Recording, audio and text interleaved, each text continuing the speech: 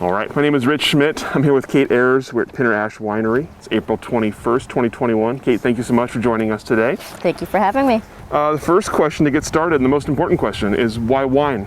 Yeah, that's a great question. I was raised on the northwest coast here in a little town called Gerhardt, and I had grown up with chickens and dogs and geese and ducks and all sorts of animals. And I wanted to be a vet forever. From the time I was 3 or 4 years old, that was my plan in life. I'm going to be a vet. And so my junior year of high school, I guess, I applied to UC Davis, obviously for their vet program. I got in, which was super exciting for a small town Oregon girl. Went to Davis, took my first quarter of classes, realized that the world can be pretty cruel out there, and it turns out you can't save every animal you've ever wanted to save in life. So I needed to shift gears. I was paying out-of-state tuition, and I needed to either find a program that was right for me there, or I needed to transfer back to Oregon, and either Oregon State or University of Oregon, and find something else, a different path. I knew that it was going to be something science related, just because that has always interested me. So I was looking through classes, and lo and behold, you could take winemaking. And I thought, well, that seems kind of interesting. I didn't come from a family that was, they drank wine, but they weren't like sophisticated wine drinkers. Sorry, Mom and Dad. And I was like, oh, this would be really interesting. And I sat in that class, and it opened up the whole world. You learn about wine all over the world. And I was like, wow, this seems like a really, really interesting path to take. And also, this university is very, very good at it. So I went down that rabbit hole. I got through my freshman and sophomore year, which of course was at that point, you're just general chemistry, biology, all the basics. So I had the ability to transfer kind of anywhere I wanted to go. And for my junior year, I thought I should take a quarter off and work my very first vintage before I did the whole 4-year program. So I worked for Cellars at that point in 2006. I totally fell in love with it. I worked with folks from all over the world, which was just like, again, this awesome experience of like how many places you can go in this industry. And then I went back to Davis, I finished my degree, and that's kind of been the story. I just fell in love with it instantly.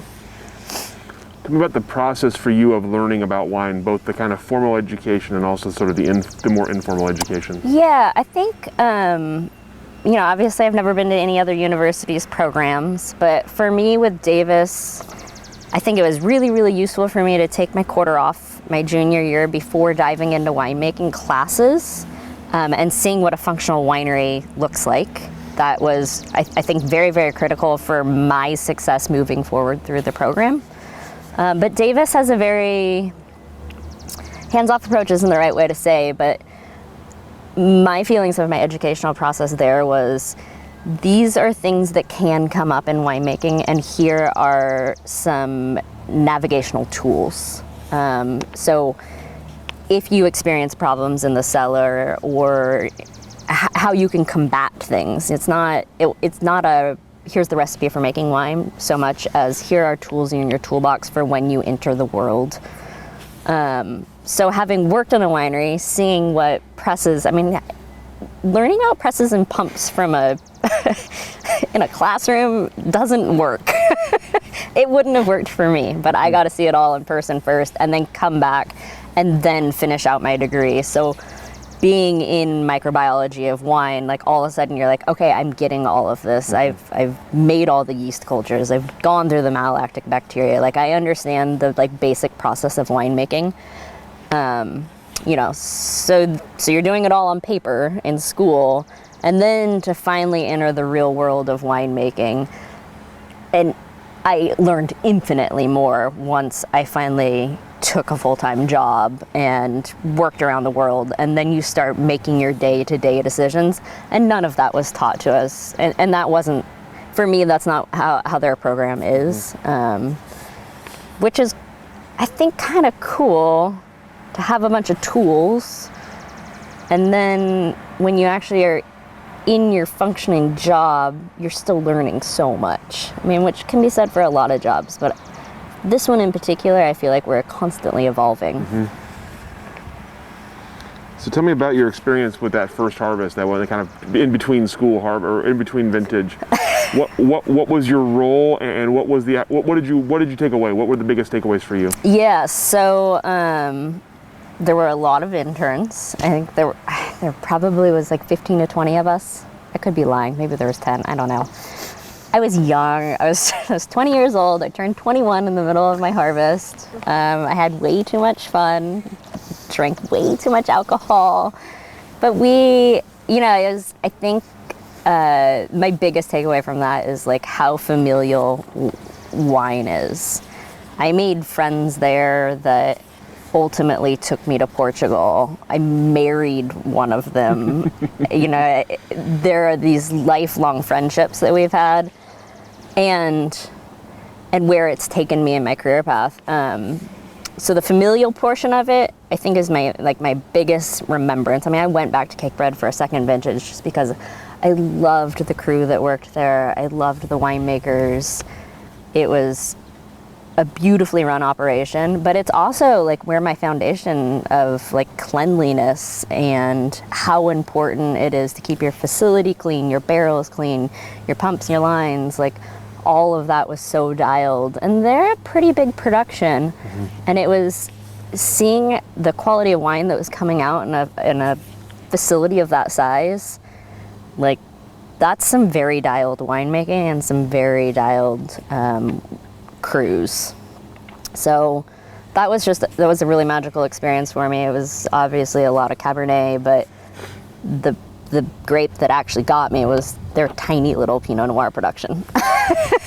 And I was like, oh, this is a really cool grape. And I'm from up here, which is Pinot country, but that wasn't the reason I wasn't like, ooh, I can go back up to Oregon and make that. I just saw it and I'm like, these go into smaller fermenters. It's more of like this like gentle hand punching everything. There's just like so much work and caressing into this variety. This is a cool thing. Like, I want to do this. So was it, you mentioned kind of the first class you took opening up the kind of the wine world to you. At that point, at what point did you start thinking about this being a career, about this being the path you wanted to take? Honestly, like coming out of my first vintage, I loved it. I mean, the work was so hard. I mean, anybody who's ever worked a harvest, you just work so many hours and it's so long. And it's California, so it's even longer because it starts in August. And I just loved it. I love that you're working side by side with all these people and you create these awesome, it's just like all these inside jokes and this fun experience. And it's an experience you experience with, I just said experience 5,000 times, but you just those people, like nobody else in the world got to have that moment with us. And we all have that for the rest of our lives. We can all remember that. And I went back to school and I was like, this is rad. Like, this is what I want to do. And I don't think that's the case for everybody. Once you work those grueling kind of hours and you realize that's going to be your life for the next 50 years, that's a lot. And I loved it. And I loved my professors at Davis so much. I mean, I worked for Andy Walker for 3 years while I was there.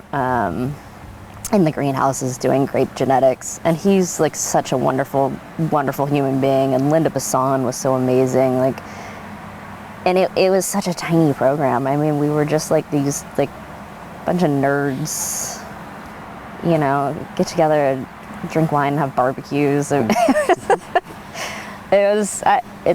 just fell in love with it immediately. And I really enjoyed all my classes. I mean, microbiology is really interesting. Organic chemistry is a pain in the butt, but when you think about it in just like the world of wine, it's I don't know, it just really captured me. And so for you, was winemaking the kind of the path you foresaw from the beginning? Yeah, I mean, viticulture is amazing, but that wasn't what was grabbing me. I love walking the vineyards. I love being out here, but the winery is where I want to be. It's where I want to spend the bulk of my time. There are other people that make better decisions probably than me in the vineyards. So take me through what happens next after UC Davis. Yeah, so I graduated in '08. I went back to Cakebread for another vintage. I had one course still to take at Davis because of my junior year quarter off. So they were super flexible with me. I commuted back once a week to finish that course. Got another go around with Cakebread. And everybody had been to New Zealand. New Zealand seemed like a cool country to go to. It was like great. A couple of girls that I graduated with had also gotten jobs in the same area. So we all boogied down to New Zealand together. Worked for a huge production facility down there, but within that they had smaller brands. So Jules Taylor had her production there, and a company called Astrolab. So I was able to do Pinot Noir. Unfortunately, I would have loved to have been in Central Otago, but I was way too late applying for any of those jobs. But it was good for me to go see like what a company that's really cranking out a huge amount of Sauvignon Blanc, but also like a much bigger production in Pinot Noir than I had seen before. And just to see how those guys were running everything was really interesting. Again, I worked with folks from Chile and Argentina, Italy, and France. You know, you just make all of these wonderful friendships. England, you know, and he went back and made sparkling wine, just kind of see where everybody's gone. So that was a really, really fun experience. New Zealand's an amazing country. I would happily go back. And from there, that would have been in 2009. So I went to Portugal after that. I had, in the '06 harvest, there had been a couple Portuguese guys that had come over and worked. I stayed in contact with one of them, and his older brother was a winemaker at this facility in the Alentejo region, which is the south of Portugal. So I went over there to a small town where nobody spoke English. There were no grocery stores. There was nothing. There was a tiny little bar. You know, you get your coffees. But it was a very, very small crew. There was, I think maybe 4 of us. Again, not a lot of English. I don't speak a word of Portuguese. But it was amazing. I mean, I think in the United States are so used to having these wineries that are like really equipped. And that wasn't the case at all. You know, I mean, we were running water over tanks to try to cool them down. So it was a very, very different winemaking experience for me. And grew, I mean, 16 plus hour days, 7 days a week. You were not paid hourly.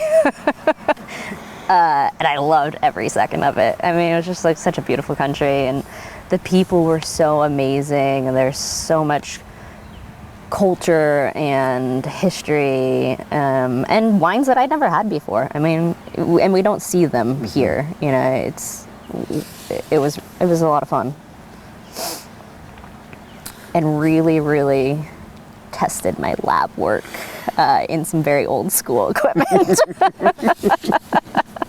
So thank goodness for Davis. So at this point, you'd had experiences in Napa and in New Zealand, or at least California and New Zealand, and in Portugal. What were you kind of developing in terms of what you wanted to do? You mentioned Pinot Noir grabbing you fairly early on. What were you kind of thinking at this point? What was your kind of like the philosophy behind what you wanted to do? What kind of wine you wanted to make and how you wanted to make it? Yeah, so it definitely solidified, I think, that I really, really wanted to be pretty hands-on and a pretty small production. I wasn't interested in being in a huge facility. I also, and this more actually came about, I came back and worked for Bethel Heights with Ben Castile, and obviously wonderful Pinot Noirs there, but also working with the aromatic whites. I mean, Ben does a really, really great job with his Chardonnay programs, and that was a good learning experience for me. But I really loved working with aromatic whites, and I had worked with them in Portugal too. So eventually coming back up here and working with Riesling and the Viognier, like as far as white wines are for me, like that's kind of the path of white wine that I really, really enjoy. Chardonnay is super fun to make because it's a winemaker's grape, and I can play around with that. The other ones, like, they're going to give you what they're going to give you, so you have to let it, just coax it in the right direction. But yeah, Pinot still totally grabbed me. I mean, it's what I worked with in New Zealand. Working with the Portuguese red varieties was a lot of fun because I've never experienced that, and I probably never will again. It was fascinating just to see what those varieties had to offer. But I really enjoy drinking Pinot. I still really enjoyed making Pinot. And I didn't love making it in 15-ton fermenters, but I really enjoy making it in like 2-ton fermenters. So, working with Ben up here, I was just like, I want to come back home. Like, I'm pretty done traveling at this point. But I already had Australia lined up, so I went down and experienced that crazy world. And then it was just like, how can I get myself back to Oregon and back home, closer to my family and to the production that I actually want to do. So why Bethel Heights? Yeah, that's a great question. That's all kind of a blur. I mean, I applied here, and I applied with Ben, and I can't remember where else I applied, but I don't know how I arrived at these companies. But I interviewed down there, and Ben offered me the job, and I loved that it's just, and same with Lynn and Ron here. They were family-run operations. They're really, really small, super tiny workforce, and I'm so glad that I took the opportunity to work with Ben and Ted and that whole family. I mean, they have been huge supporters of me, and they make truly incredible wines. I mean, it's still some of my favorite wines in the valley, for sure. So, though from Oregon, that's your first time working in Oregon wine. Tell me what was different about here than the other places you'd been. Yeah. At the time, well, coming out of Napa and Cape Red, you have a lot of resources. And, wineries down there, like, they're showpieces. So, we had a lot of, like, built-in things that just made life easier for us. That's just the way it operates down there. And coming up here, I think what was different is, well, and it's Pinot too, so you're not so much of it is on my hand, right? Like, you have tiny little fermenters that you're moving with pallet jacks, you're hand punching down everything. But also, like, we don't all have heated and cooled glycol. Like, we don't have some of the gimmicks that I had gotten used to in California, and that's fine. It was just like, it was a little bit more rustic, I guess is the easiest way to say that. And that was true, Portugal was super rustic.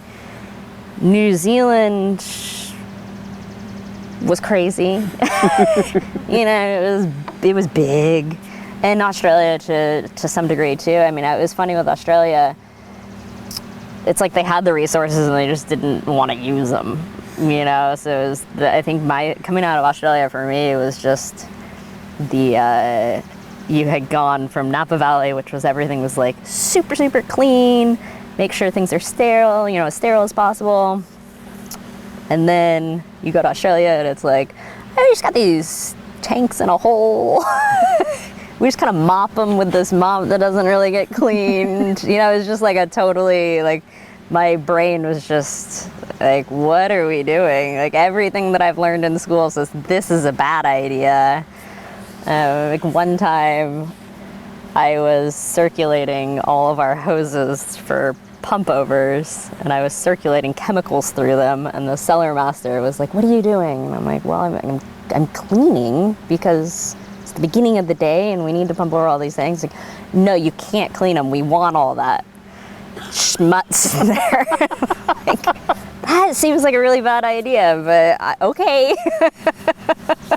It's like the deep fryer at a greasy spoon restaurant. Right, yeah. I'm like, all right, well, I mean, that's not what I would do, but it's not my winery, so, you know, we'll continue on that. So, that was a long tangent, but I think that I found coming back up here is the, like, and, you know, we have, like, an amazingly well-equipped lab and all that, but also there are just little gimmicks that I had gotten so used to in California that we don't have, and it took me a second to, like, let it all go. Like, I don't check the DO of every single tank that I go to bottle with because we don't have a meter, or, you know, there's just these, like, littler things that I realize that now I'm okay with it because I know that our winemaking practices are such that I'm not concerned about those things that I was super concerned with in California. So I'm curious about that. You mentioned working with Pinot Noir and also with Chardonnay to some extent, and how hands-on you're going to be, and how much you can impart into them. So I'm curious, when you're working at Bethel Heights and you're working with equipment that's a little bit different than what you're expecting, how did you kind of come to the point of feeling confident and feeling comfortable that you were going to be able to make what you wanted to make without maybe some of the gimmicks and tools you were used to? Yeah, well, you know, I mean, I was an intern, of course, but Ben has been doing this for so long, and he is, and his family, and they know that vineyard so well, and they know the process so well, that just working with him through that whole vintage and just hearing what Ben had to say, and, like, kind of just, like, stepping back and watching guidance was really, really powerful. You know, he's a really, really smart guy. He thinks about things a lot. Like, he really thinks things through. And it wasn't so much that I had a ton of questions as much as you just, like, kind of watch somebody like that and hope that you can gain as much knowledge as you can. And that's the same with Lynn here, is, like, just like a feeder, you know? Like, for 5 years, it's like watch and kind of, like, read how she's reading a situation. And with that, you just gain and gain and gain. And I can comfortably walk into a situation, and now I feel like with more authority, I'm like, I'm okay with this, or this is how we're going to navigate this. You know, I mean, we're all still learning, especially with these changing seasons. But yeah, I think Ben just, I think just the way he looks at the world and winemaking is, I really admire his approach. So you mentioned here, Pinot now. Well, what was the step for you? What made you decide to come here? Yeah, well, I had been back to California as much as I said I wanted to be in the Pacific Northwest. It was 2010, and it was a really, really crappy time to get a job. I guess it was 2011 at that point. So I went back to California. I worked for the Hess Collection for just about 5 years, and my husband and I are both in the industry. He knew that I really wanted to come back up here. We had toyed with the idea of maybe trying the Santa Cruz Mountains, because we could do Pinot there. He also was super stoked to come back and work. I mean, he doesn't have the same, like, love for the grape as I do, but and then I just kind of, like, laid in wait. You know, jobs up here are few and far between, and Ben reached out to me and was like, listen, Penner is looking for an assistant winemaker. I think you should reach out to Lynn. And so I did. I just hoped for the best, and when I got that phone call saying, like, we're offering you the job, you know, I just remember texting Hans and being like, are we ready? Like, you got to quit your job. We're moving. Like, we're going to do this. You know, it was just like, you hope for the best with those kind of applications. And I thought my interviews went pretty well, but I had no idea. And it was just, like, such a shock, and so wonderful when Lynn offered me this position. working for this company, working for her, and being back up here was like, I finally like landed where I wanted to be. I'm curious about that process. You had worked at a lot of different places, obviously a lot of internships and jobs here and there. What was the process like for coming here? How many interviews? What did you have to do? Yeah, I felt like it was like kind of a long shot for me when I applied for this, because I had been out of the Pinot world and really big into the Cabernet and Chardonnay world, and I was working for a big place, and I was not making a ton of tiny little 250 case lots. So I had a phone interview with Lynn, and I'm sure I was super awkward, but she invited me up.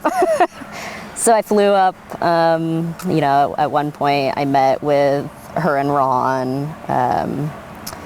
She loves to tell the story that I came up to the property. I'd come up for a friend's wedding. It all kind of like simultaneously worked together, and I came up for a friend's wedding, and I didn't have a car, so my mom drove me out here.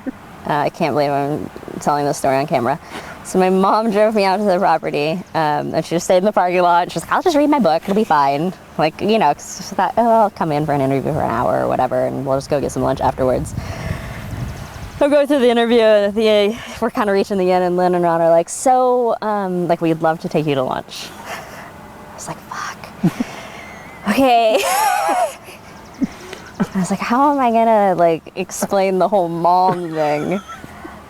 So I was like, yeah, that's great. I would love to have lunch with you guys. I just need you to tell my mom that we're gonna go to lunch.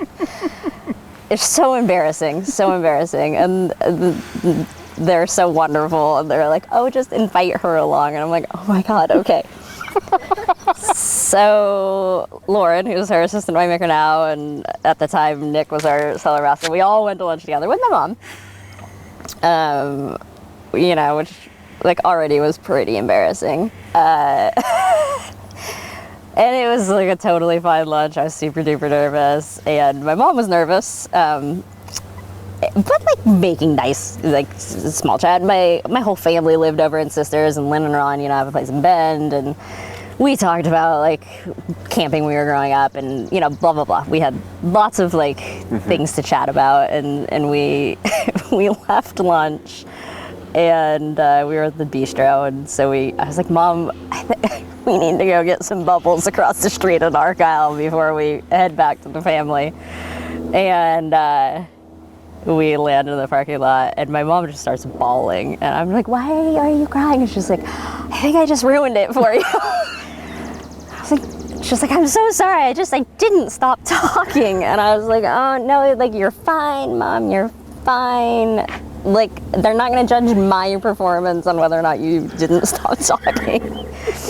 Anyway, so miraculously, I got a second interview, and I came back up. I rented my own car. I drove out here, and at that point, that was super nerve-wracking. I also, Lynn did this awesome thing. Lynn and Ron, they interviewed me, but then they also had Lauren and Nick interview me. Because we were going to be working in close quarters together. So I thought that was really, really cool that they invited them to the conversation.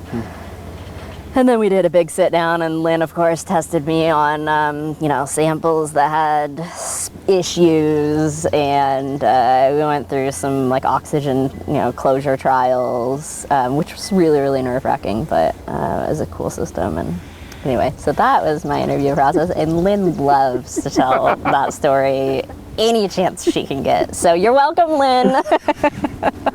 It's not often you get to interview a candidate's mother along with. Oh, I know. My God, it's so funny. That is awesome. Tell me about your first impression of the place, of Pinot and of the people here, and of the kind of the facility you were going to be working in. Yeah, I just have very, very vague recollections of when I came here in 2010 to interview for just a harvest position. But then, of course, when I came back here, I don't know that I had actually been back really at all prior to coming up to take this role. And, every time I come up this hill, and then you see this. It doesn't matter. It happened the very first time, and it happens every single time afterwards. You crest the hill, you come up through the gate, you see the mountains. You know, for us, when we come in the mornings, like, you see the sunrise. It's magical. It's amazing. I walk these vineyards with my dog all the time.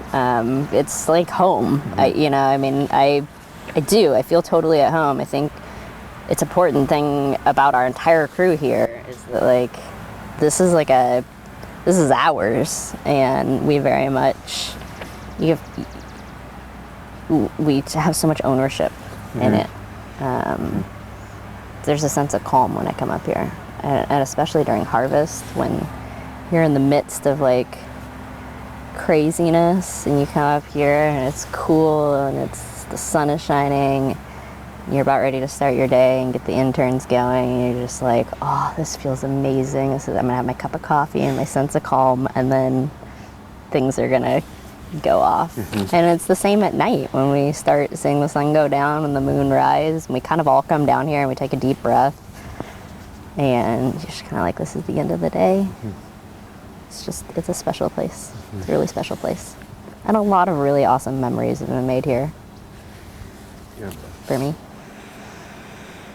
Tell me about your initial role here, the assistant winemaker. What was your role when you were hired, and how has that evolved since? Yeah, JFW, Jackson family, had purchased the winery and the property kind of right as I had been offered the position. I mean, it all kind of coincided at the same time.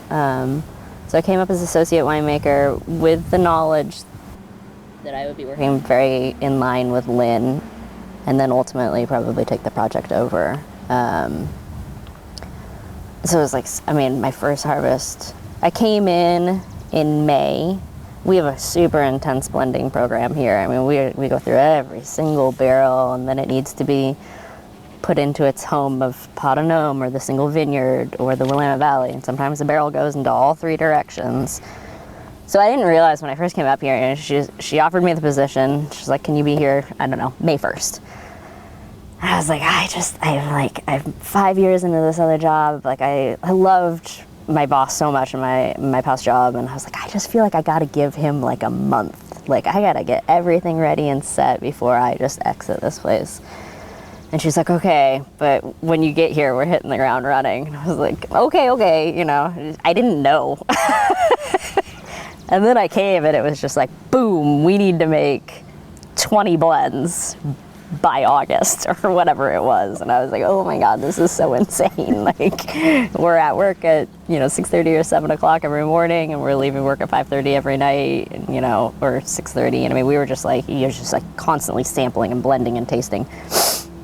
So that was like, wow, this is a quick learning curve. And then, once we get through all of that, it's like, okay, now I'm going to introduce you to the 20 different vineyards that we source from. And we're just bebopping all over the valley. And I'm like, I have no idea where I am. Each vineyard's got 5 blocks in it that we're sourcing from. Like, how am I possibly keeping any of this straight? The learning curve, it was just like so steep. And awesome too. I mean, Lynn and I just we cruised around everywhere. We got to know each other so much more during that time. And I thought, oh my God, I'm never gonna keep all of this straight. And then it comes into the winery, and they're all in 1 or 2 ton fermenters. And I'm looking at the ground, and I'm like, there's 120 tanks down here, and what? Am I gonna screw this all up? Is that what I'm gonna do right now, right? And of course, Lynn's by my side this whole time, and never, I appreciate this so much. She never was like, this is how we do things. It was always, this is what I would do, what would you do? Or she always crafted it in such a way that it was never a telling. It was like, let's get to this conclusion together that makes us both feel super comfortable. Which I really, really appreciated. And it was never I've never been daunted or scared, it was always we're a partnership. So my first harvest was a total just blur, just a total blur. And then I knew how the system worked. And so as we progressed into the 16s and tasting and blending, we could get our rhythm. And Lauren and I hope she feels this way too. I think we work really, really well together, and support each other super well. And then, of course, you roll into the 17 vintage, and all of a sudden, I'm like, I know these vineyards, and I know all these blocks, and I'm starting to get a grip of, like, fortunately, Lynn and I think our palates, like, are very good together. So, like, when we're grape sampling and tasting through, coming to, like, picking decisions is pretty easy. We're usually, like, pretty on par with each other, and Lauren, too. I mean, it's kind of the beauty of all of us constantly tasting is that we can play off of each other. Hopefully you don't get too much of a house palate, but yeah, so, I kind of just, Lynn kept letting me grow and grow and grow, and she felt comfortable, saying, like, you got this. She's, of course, still here and supportive every year. We still go to all the vineyards together and taste through everything together, but I feel very, very comfortable on my own now to make a lot of these decisions. So it's been almost 5 years, which just blows my mind that it's been almost 5 years already. But I think we both feel super comfortable where we are, and it allows her to spend some time relaxing. It's a big responsibility taking over the label with someone else's name on it from them. Tell me about that for yourself and that confidence and ability. It's like, when you say it like that, it's like super terrifying. I'm so sorry. Let me back up and try this again. But I think because of how her and I evolved in this thing together, and since then we've started a Chardonnay program here, and we've found new vineyards, and those are things that we did together. So yeah, there's a lot of pre-existing, and of course I'm taking a brand that has her name on it, but it doesn't scare me anymore. I feel very confident that we have a really, really strong team here, and we're really hard on ourselves. So I think that allows us to, like, successfully continue making the wines that have always been made here. You mentioned having palates that were fairly similar, worked fairly well together. I'm curious, since you've had more control, have you noticed anything changing in either the process or the finished products here? I wouldn't say, like, there's a ton of things. I mean, I've definitely brought in different barrels. I've adjusted our barrel program a little bit, and that's not because I didn't like barrels that already existed here, but I think more in a response to the fact that we just have warmer growing seasons, and the grapes are giving up more color, more structure, more everything than perhaps they did in the past. So I like to bring in a couple new Coopers in a very small percentage, just to trial every couple years, just because you kind of got to do that anyway. And some of the, like, tried and trues just, like, don't work as well. So a little bit of changing in that. I also think that my knowledge of the vineyards increases quite a bit every single year, of course. So my cap management, I myself needed to find that through trial and error. And so I feel like I'm hopefully getting that a little bit more dialed, especially with, depending on the growing season and all of that. So there's just a few things that I needed to troubleshoot and learn. But I'm not trying to make a wine that's different than what has always been Penner-Ash. I'm just trying to learn to deal with the growing season and what we have. But I think that's true for all of us. You mentioned the vineyards, a lot of different vineyards, different AVAs all over the place, and a steep learning curve, as you mentioned as well. Tell me about that for yourself and the getting comfortable and familiar with the different vineyard blocks. Do you treat the vineyards differently? Do you treat the grapes differently from the different vineyards? How have you kind of managed that part of things? Yeah, so we source from 6 of the sub-AVAs. This is quite a bit. And yeah, they are each treated as their own, each vineyard's its own little beast. As far as in the vineyards, yeah, of course, there's like considerations of what sub-AVA you're in, what program it's going to, all of those sort of thinning decisions, what the season looks like. So we'll walk all of the vineyards quite a bit. We also have a team that helps us, so that's great. And then as far as when they come into the winery, it's not so much that I treat each vineyard like differently. I mean, there is a lot of similarities, but of course your oak profiles, there's certain yeast strains that work better with some. Some vineyards happen to do well with whole cluster, others absolutely not.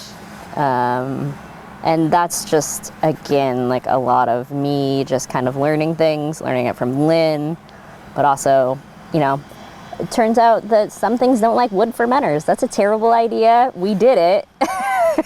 We don't need to do it again. And I loved that about Lynn. I mean, we have vineyards, you're only bringing in 10 tons. That's not a lot. So to sacrifice, quote unquote, sacrifice 3.5 to an oak fermenter, it turns out that was a bad, that's kind of a scary thing to decide to do. Like, I might risk 30% of this whole program by doing this. But she's like, you got to do it. Like, you just do it. And if it doesn't work, it doesn't work.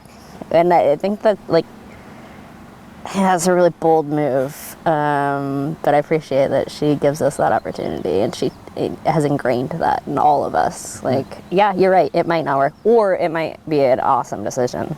And we all learned. You talked about your arrival here kind of coinciding with the sale to Jackson Family, and of course at the time that was a very big deal here in Oregon. Yeah. I'm curious about your kind of memories and feelings from going through that, and reactions you may have had from people around in the area as Jackson Family was making its entry into Oregon. Yeah, I was raised up here, but I was not raised in wine country. And so I didn't know a ton of people when I came back up here. My husband did not come up for the first 3 months, so I was kind of by myself. So I was doing these I'd go to little wine things, and they would learn that I had come up from California, and I was like, California infiltrating. It was like, I distinctly remember being put in corner, people cornering me and kind of attacking me, and I'm like, I'm not from California. Born and raised up here, I'm 4th generation, but also they made a decision, and I don't think we need to be berated for it, and I certainly don't need to be berated for it. And as it turns out, Jackson Family has done an incredible thing, lots of great things for this community, and I understand I got it, having lived here, and you kind of keep hearing about, in particular, all these Californians coming up to Oregon, raising up price of living, and I understand the terror, but it was a little brutal at first. It was really brutal, and poor Lynn. You just want to be the face of Penner Ash, and her and Ron have done so much for this community that to kind of have that pretty big pushback was hard, and it was really hard for me because I'm I have nothing to do with this. I just took a position that was open, but that faded pretty fast. And then I think definitely as time has gone on and Jackson Family has done their due diligence and actually proved to be good neighbors, and they've been amazing to us here. Things have gone really well, and I don't feel that in the community at all anymore. It dissipated pretty quickly, but the initial push was they brought you up from California. I'm no, I was unaffiliated with Jackson Family in California. It's just a coincidence, I swear. Right? So, yeah, and of course now we've all seen change of hands from other facilities along the way, and I think it kind of rocked this community at first, especially when you see some of these brands that were really staples. But that's evolution. Lynn and Ron did a really great thing. Their kids didn't seem interested really in taking over the brand, so why not give their kids access to do other things that they really, really want to do. And I don't know, it was a decision that made sense to me. You mentioned Jack's family taking good care of you since. I'm curious about sort of the logistically for you, being the winemaker on site here, being in charge and yet not totally being in charge. How does the communication work for you? How are the decisions made, and what are you kind of charged with doing on your own, and what do you have to look for guidance on? Yeah, I'm speaking just for Penarash. I don't have to look for guidance on much. I mean, of course, you have a team that is, these are the case quantities we want of each item. We want you to start making Chardonnay. But, you know, let's go with Chardonnay as an example. Like, hey, Lynn and Kate, we would really like you guys to launch a Chardonnay program. Like, okay. Great, we'll do it, but we want to get grapes from multiple AVAs, we want to choose the vineyards, I want to choose the barrels, we want to have full direction on where this program goes. And we did. You know, it's like, I want some concrete eggs. Great, you guys do what you need to do to make the Chardonnay that you're super happy with. So, because this brand is so strong, Lynn and Ron had created such a strong program. We have a huge, our DTC, our wine club. I think you'd have to be silly to come in and disrupt that in any way.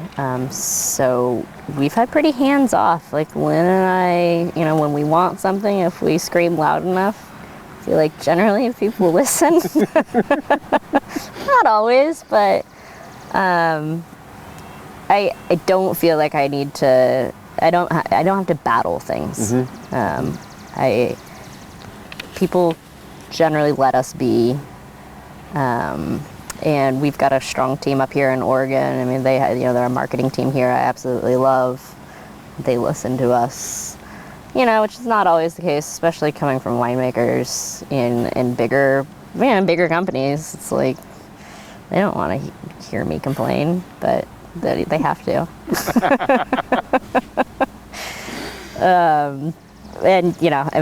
So I get to keep the programs, I get to start programs that I've wanted to start. We updated our lab, so we got an automated spec, just like things that made life a little easier for those of us that are spending a lot of hours here. You said something earlier that kind of stuck with me, and you mentioned all the kind of the memories from here. That you remember. Tell me some of your favorite memories or moments from your time at Penarash so far. Wow. Okay. I think like less specifically, but it's something that we all kind of joke about. I honeymooned in Alaska, and we did this like week-long like kind of package thing, right? So we like stayed in a lodge and rafted down a river and stayed in blah blah blah. Anyway, this girl that took us down the river, we were just kind of chatting, having a good time. She's like, "What do you guys do?" I'm like, "Oh, we're both in the wine industry." She's like, "Oh, what is that? Like, what do you do?" I'm like, "Oh, we're winemakers." And she's like, "That's awesome." And it was July, and we were like, yeah, she kind of talked about an internship. We talked about like how people just travel around like working. And she's like, oh, and she's like, migratory worker. She does Alaska and then usually like ski resorts and stuff. And she's like, so can I come? And I'm like, well, you seem super capable. I like you. Yeah. And she's like, no, but I'm not kidding. And I'm like, no, I'm not either. I'm still looking for people. And she's like, fine, I'm finding you on Facebook right after this. And we were like, we weren't in cell phone service. And when we got back in, lo and behold, I'm like, oh, there's Grace. She reached out to me. And I was like, all right, come on board. And she brought two of her other coworkers from this, it's called Alaska Wildland. And they were amazing. I mean, we had my very first harvest year, we had like every year, it's just like these really awesome crews. So we had these AWA kids, right? And they came and I loved them to death. We had so much fun. Just like, it was 3 females. We always try to keep it pretty balanced in the cellar. And anyway, from that point on, they've all like brought in more people. So every year we just have this like new set of AWA kids, and they're amazing. I mean, they're such hard workers. They're used to like really gnarly conditions, and like genuinely the nicest people I've ever met in my entire life. And so when I think about like memories and harvest, I mean, there's like a million memories and jokes for us upstairs. Like Lynn and Nolan and Lauren and I just like, we just like text each other all the time, just like at home. I mean, it's just dumb how much we chat.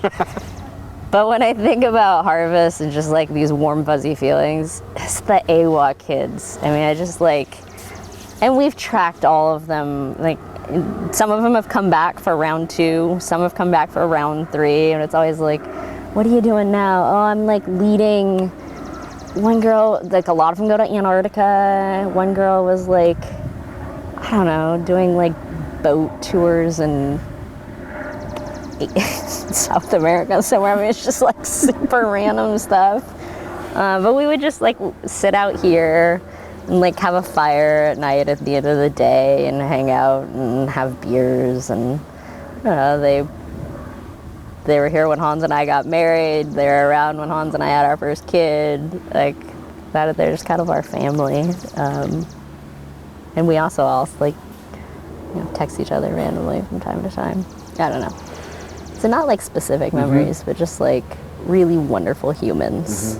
Found in the most interesting places. Yeah, really interesting places. We've got, hopefully we have this other kid that he's coming from Utah, and he's a ski bum in the wintertime, and he's rallying his friends now. I'm like, oh, so this is gonna be our new, this is our new source. Gotta do something till the snow falls. That's right, exactly. So yeah, no, just like, I think it's not specifics as much as just these like wonderful, like such wonderful times in life. So on a different track of the most wonderful times in life, I want to talk about 2020 a little bit. And kind of the dueling narratives of 2020 for wine country. So I'd like to start with the pandemic and sort of your memories of the early response to it, and sort of how it affected your wine life and sort of the industry in general from your perspective. Yeah, mad props to the team here. You know, I was on maternity leave. I, as mentioned earlier, was supposed to return, and boom, we all went into lockdown mode. So wow, we had to shift gears real fast. You know, it meant pushing back bottling until we could figure out how we can safely get everybody on a bottling truck to get that wine into bottle. And then, of course, our blending season. So we pushed our bottling date by a month. We reassessed how we were going to approach that. Since JFW is located out of California, they were a little ahead of the curve, I think, as far as like instantly we're wearing masks, we're doing social distancing, you know, you're going to stay at home as much as possible. So we were able to figure out how to put wine into a bottle pretty safely. We, of course, haven't traveled for over a year now. And then blending season was super fun. So we have an amazing amount of test tubes, just how we did everything. So we would go down, and Lauren and I could sample out, all three of us could sample the cellar. There's 3 different bays, so we could each stay apart from each other. We would sample as many barrels as we thought we would taste that day. I would take my set home, Nolan would take his set home, Lynn would get hers, and Lauren would take hers, and we team sessioned the crap out of blending season, which was crazy. I mean, it's such a weird way to taste. But we did it, and we got through it, and we would come back in, you know, either that afternoon or the next morning, try to quickly make blends again, divvy them up, and then shoot back home to do all of our meetings. Yeah, so that, I mean, that was all of May, June, July. And then in preparation for harvest, you know, we we had to think about how we're bringing 8 people into this facility. At that point, we had completely shut off half of the building where production was no longer allowed to go because front of house was seeing outside visitors. So we stopped going into the kitchen, we stopped sharing bathrooms, we stopped walking through the tasting room. We shut down the break room. I mean, it was, we had to shield the production because the last thing I wanted was a floor full of tanks and to be completely shut down and locked out of this building for 2 days. So when interns came in and we COVID tested everybody, they all volunteered to do it. So we felt pretty confident that we were starting with a blank slate. We brought everybody in early enough to get us through both of our bottling runs. So the quote unquote Penarash staff just moved in a pod. I put 4 of them in a house together. I bribed everybody with like 3 cases of wine and said, please don't go to a bar or go shopping. You know, it's just like, and I was so, you know, it just sat everybody down. I was like, listen, this is how many dollars is on the floor. If we're at the peak of harvest and we get shut down, just like mentally put that amount of money in your brain and then tell yourself each time you make a decision, is this the thing I should be doing right now? I needed to, like, this is our livelihood. The biggest tear for all of us was to lose any sense of taste and smell. I mean, I was not worried about dying. I felt like I was pretty healthy. But like, what do I do if I can't smell and taste? So we had a really rad team. It was a bunch of those AWA kids that we'd already had, so they already knew the drill. They were totally cool just hanging at their house out on we put them up in one of our vineyards. And everybody else had their own little units and they just stayed as safe as possible. So, I mean, we navigated it as best we could. Everybody had single serve lunches. We tried to supply everybody with plenty of snacks to like limit the amount of grocery shopping. You know, as much as I could just keep them here or at home. That's what we were trying to do. And then September 9th hit. Or whatever day it was, and all of that was, you know, I mean, we had done so much to prepare for COVID. You can't do anything to prepare for fires, and those were some brutal decisions. Take me through that from when the smoke started rolling in to what you kind of prioritized and the decisions you had to make. Yeah, unfortunately, the smoke started rolling in. And I was due to start bottling the following morning. 3 days of bottling that needed to get done. We showed up that Tuesday morning and it wasn't terrible, but it wasn't great. We also didn't have power, which meant we didn't have water. So it was already off to a bad start. But the crew rallied. And we got through that, but then the next day things got significantly worse, and we of course had the Chehalem Mountain Fire, and then it was a really, really tough decision of like, I didn't want to put people's health at risk. I also really wanted to get that wine into a bottle. There were a lot of mixed reports on what the AQI was, how dangerous everything was. You know, we were already masked up, but we went and got in 95 masks for everybody. And then I just had to do an all call. I mean, we sat everybody down individually. And we got together as a big group and collectively decided that we would continue through the run, but then you always wonder if people just won't speak up in a group. So I sat everybody down individually, and anybody who didn't feel comfortable went home, which was totally fine. You know, in retrospect, I wish I would have probably shut the whole thing down. I think I probably put people through more than they should have. Lauren and Nolan are such troopers, and we have such a passion for this place and this making the product that we make that I think we sometimes put ourselves through hell and back to make sure that it's done the best as possible.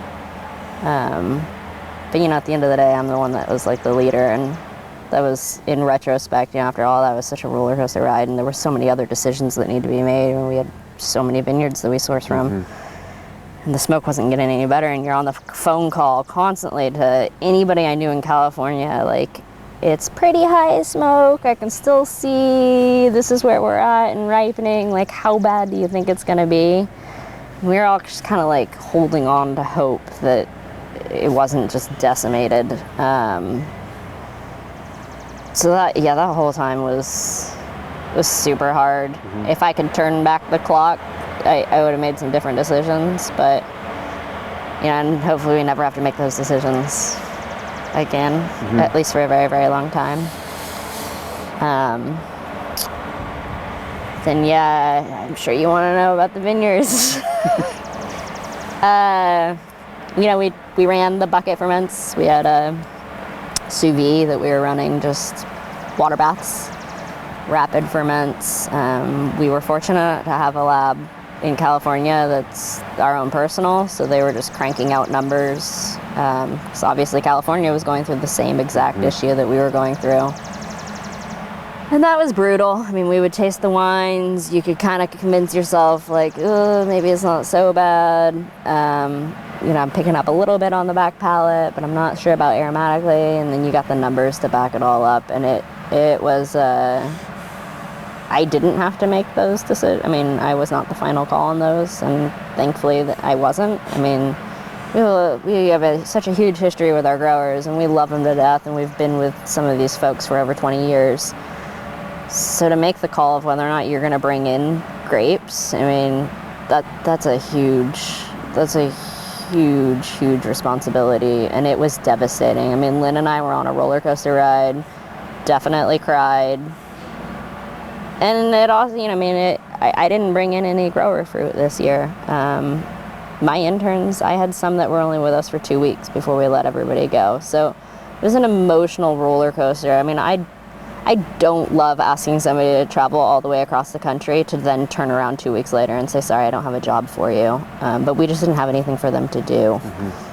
We brought in very, very little fruit. It was just our own properties that are owned by Jackson family. So it was hard. I mean, what I did bring in from our own estate properties, we won't be producing any Pinot Noir in 2020. It was brutal. I'm sorry. Yeah, it's you know, it's our livelihood, and we're all kind of sitting this time of year, like this is the time where we start tasting and blending, and we're getting busy, and we're kind of looking at each other and saying, this is a good year for us to take vacations, but you can't because it's a pandemic. Yeah, so let's not do that again. I'm very much looking forward to the 2021 harvest. I've never looked forward to something so much.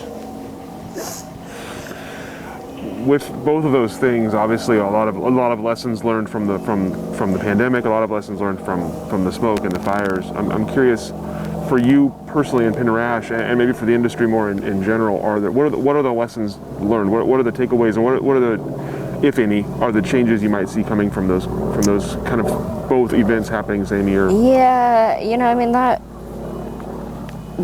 both events happening same year, I can't even think about takeaways, because I hope that we'll never have a pandemic and a lost harvest ever again. I don't think I can emotionally handle it.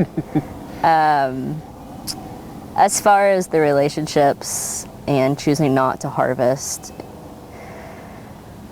I think that I get the feeling from my California counterparts that because they've had to make that decision, sometimes, you know, it's like 4 years running now, that they have kind of created a standard, and it's like, if it's, you know, above this, we're just not doing it. I think that for us up here, our relationships are unique, and our brand very much depends on these. And that was a very, very clear line for Lynn and I, was that we need to take care of these people because they take care of us.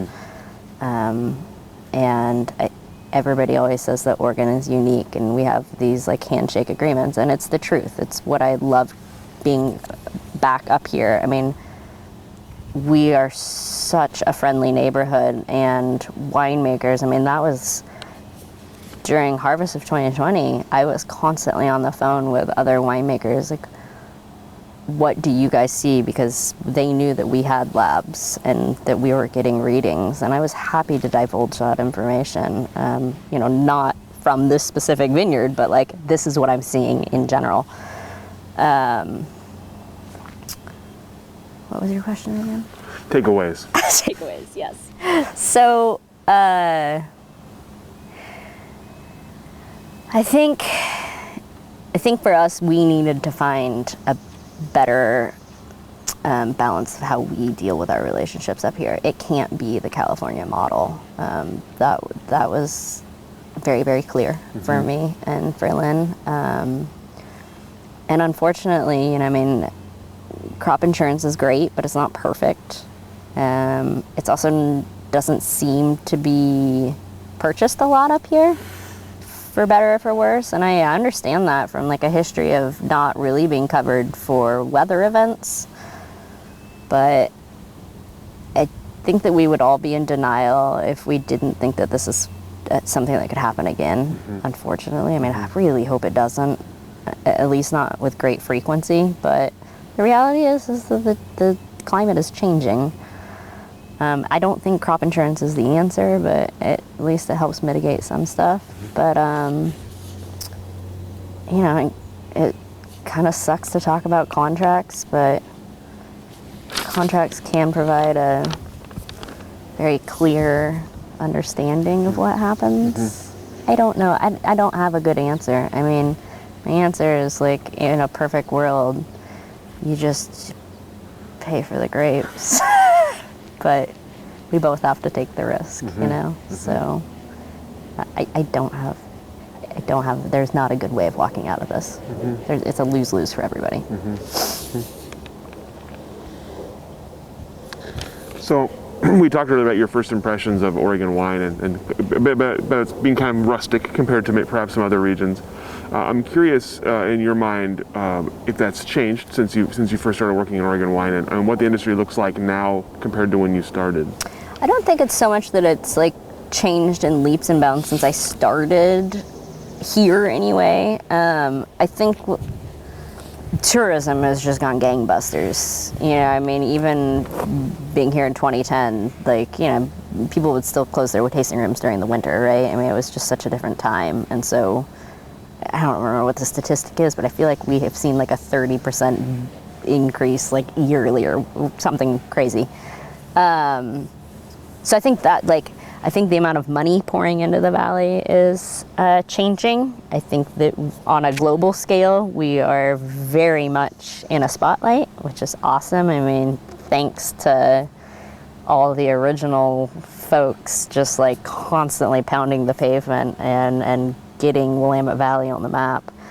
And I think with that, you've now started to see the shift of, you know, tasting rooms are getting fancier. Wineries are becoming less of just like a box and more of a showpiece. I mean, arguably ours already is, you know, we were built to show.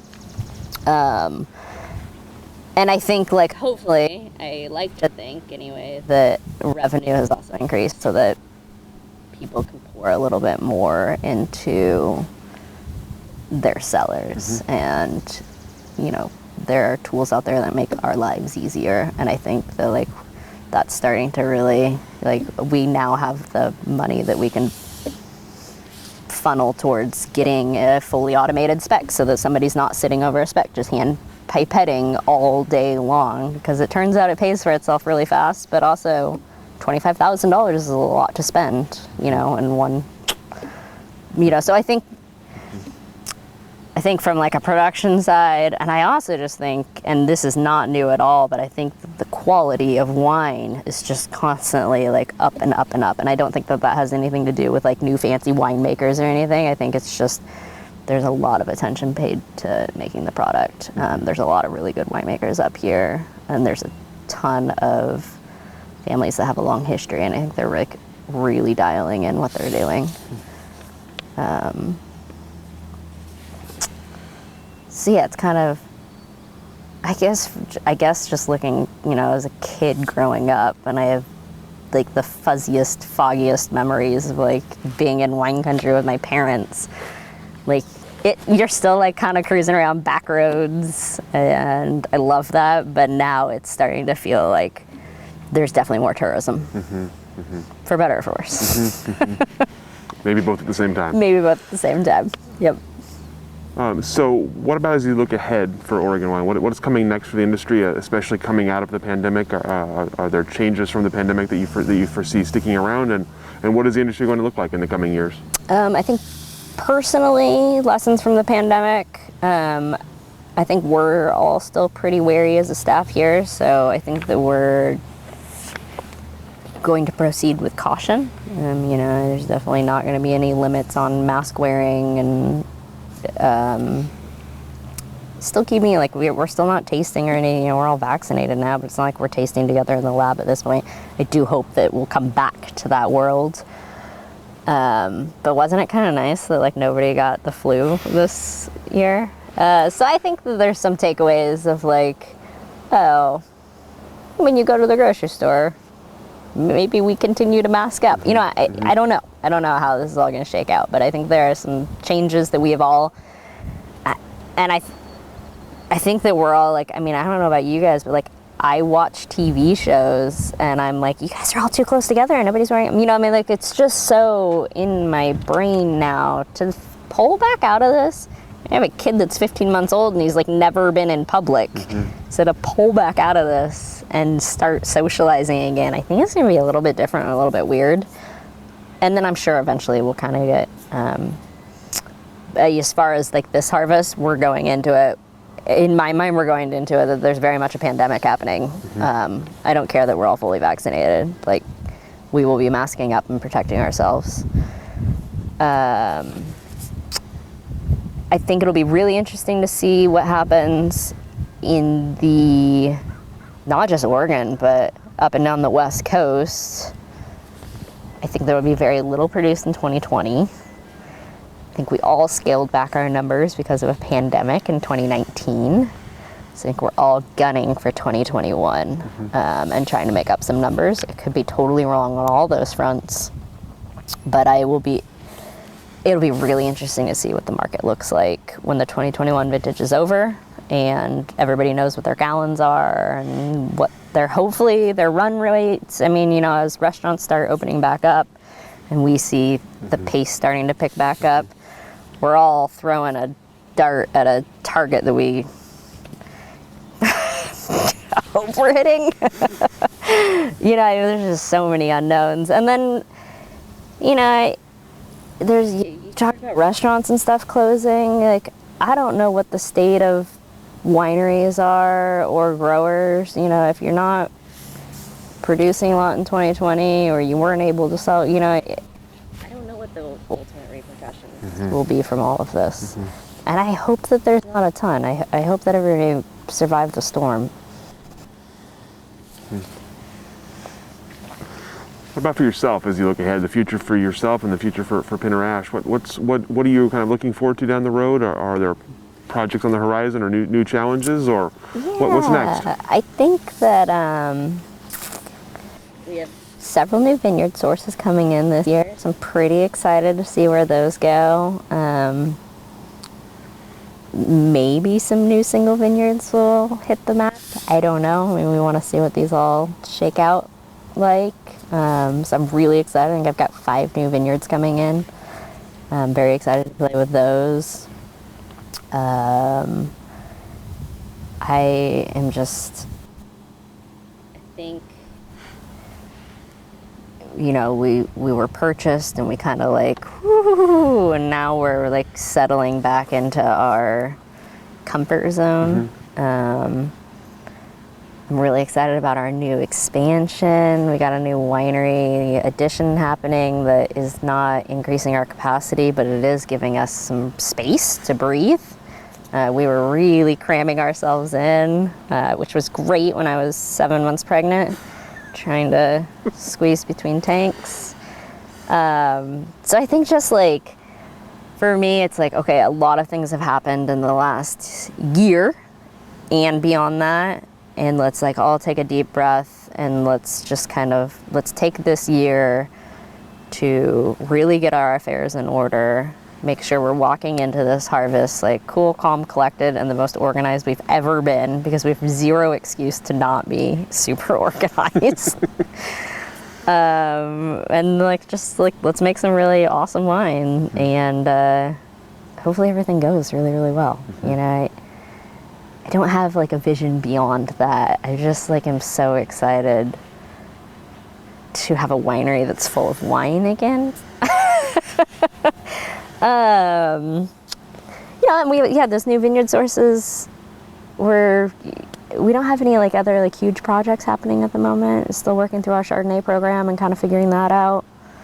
I don't have any new toys right now that are on my, you know, in my sights, but I'm sure I could find a few.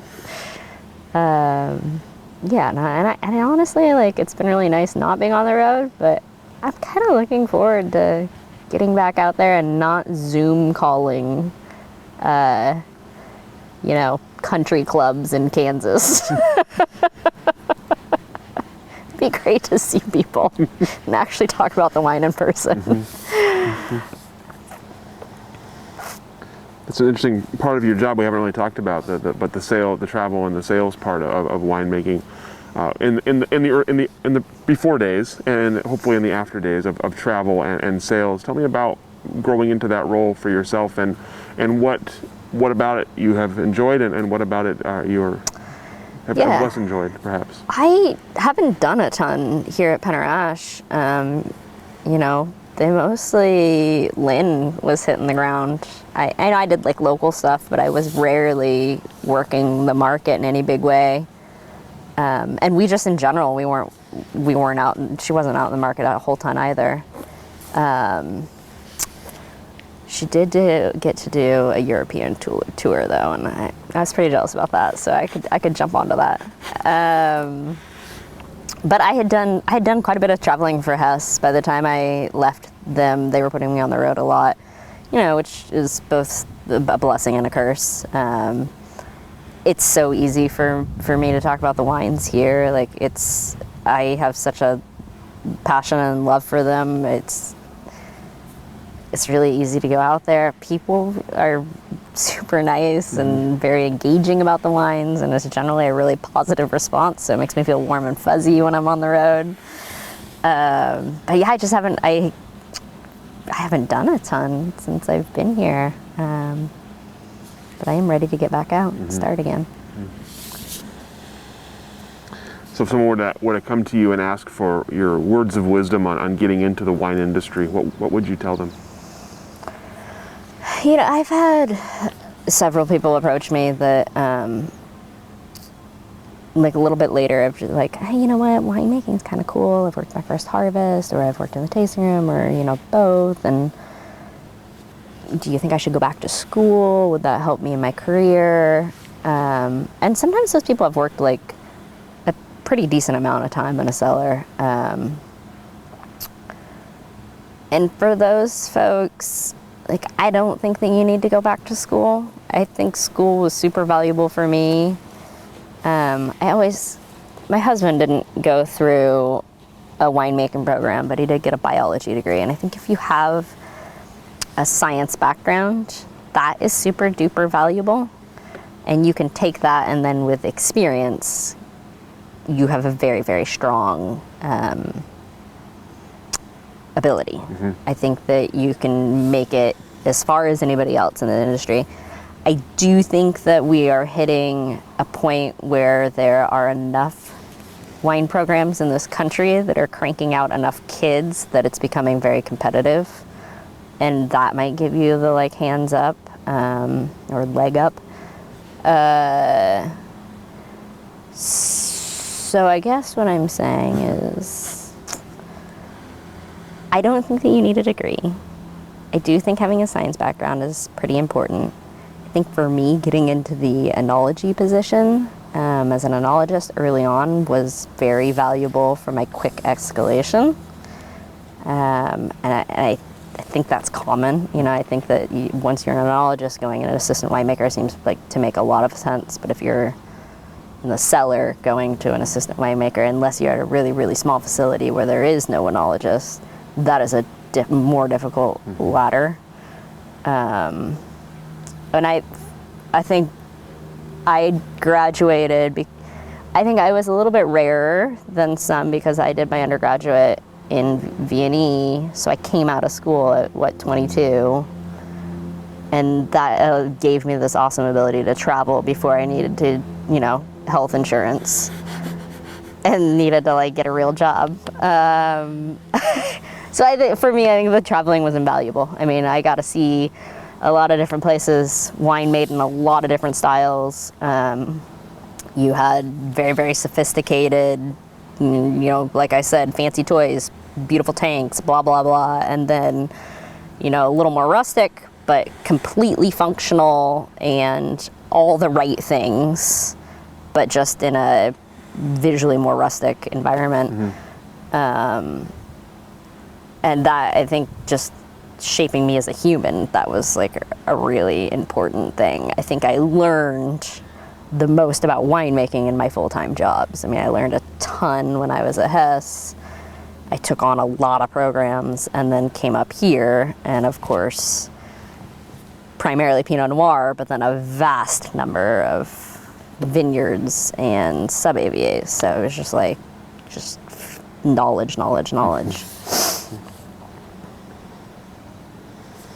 I think seeing a lot of different facilities is really good for a person, and how people do things.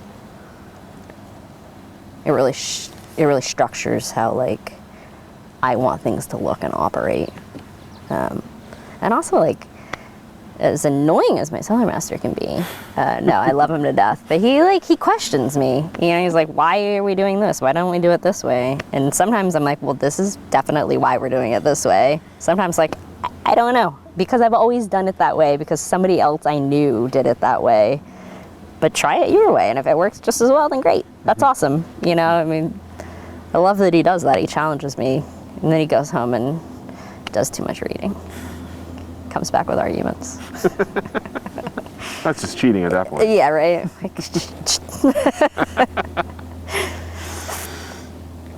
With all the questions that I have for you, is there anything I didn't ask that I should have asked today? Anything we didn't cover? I have no idea. I felt like we covered a lot. We did cover a lot. Well, I'm like, did I tell any stories that I shouldn't have told? Everything seemed pretty legit from this end. So. Great. I think I was trying to be pretty nice. No, I have nothing but love for everybody up here. Well, thank you so much for your time, for your hospitality here, for your stories, and Absolutely. we'll go ahead and let you off the hook.